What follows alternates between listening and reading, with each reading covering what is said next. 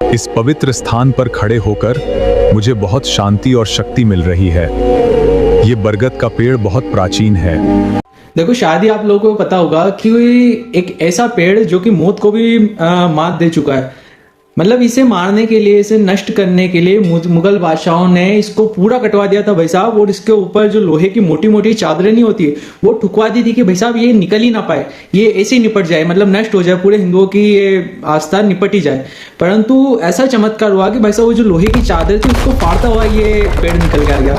अपन बात कर रहे हैं उज्जैन के सबसे चमत्कारी स्थानों में से एक है, जिसे क्षिप्रा नदी के तट का राजा कहा जाता है।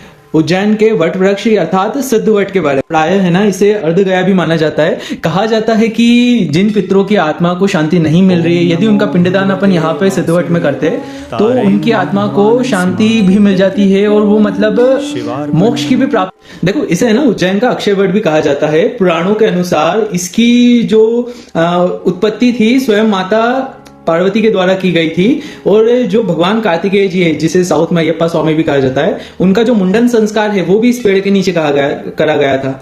और इसका असली चमत्कार देखो तब हुआ जब इस पेड़ को, मतलब इस दिव्य पेड़ को काटने की, जलाने का, मतलब इसको नष्ट करने के अनेकों प्रयास किए गए। जो जैसा कि मैंने बताया था आपको, इसको नष्ट करने के लिए लोहे के वो चादर भी ठुकवा दी गई, परंतु हर बार हर प्रयासों के बाद ये पहले से विशाल बन के हमारे समक्ष प्रस्तुत हुआ।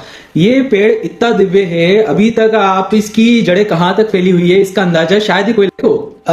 पूरे भारतवर्ष में 2 ही स्थान है वैसे तो, जहां पे काल सर्प दोष की पूजा का होती है अथवा इसका निवारण किया जाता है। प्रथम स्थान अपने असम का कामाख्या टेम्पल है और सेकंड नंबर पे अपना उज्जैन का ये सिद्धवट में टेम्पल आता है। यहीं पर आपकी जितनी भी काल सर्प दोष से रिलेटेड जितनी पूजा होती है वो यहीं पे होती है। और एक और है भाई साहब, यहाँ पर है ना, मतलब मन्नत का धागा बांधने की बड़ी परंपरा है। आप देखोगे, आप जब मंदिर में प्रवेश करेंगे तो बहुत सारे वहां पे धागे बंधे हुए रहेंगे। कहा जाता है कि यदि किसी भी व्यक्ति की मन्नत पूरी हो जाती है तो वो इसे धागा खोलने के लिए, चाहे वो विदेश में भी क्यों न चला गया, उसे खोलने के लिए यहाँ पे खींचा चला आता है। दोष के निवारण के लिए जो सिद्ध वट की जो जड़ें है वहां पे दूध चढ़ाने का बड़ा रिवाज है। यदि आप कभी पूजा करने आएंगे तो आप देखेंगे कि वहां पे बहुत सारे पिलग्रिम्स, बहुत सारे श्रद्धालु जो है ना मंदिर के में सिद्धवट देवता के जड़ों पे दूध चढ़ाते हुए तुम्हें। तो दोस्तों, ये था उज्जैन का वो अमर प्रतीक जिसने इतिहास को बदलते देखा पर खुद कभी नहीं झुका। यदि आपको लगता है कि यह जानकारी हर सन्यासी और हर सन्यासिनी तक पहुंचनी चाहिए तो इस वीडियो को शेयर करने में देर न करें। उज्जैन और उज्जैन से जुड़ी हुई इसी तरह की रहस्यमयी, अद्भुत एवं अनोखी जानकारी के लिए मेरे चैनल को सब्सक्राइब करें। जय श्री महाकाल।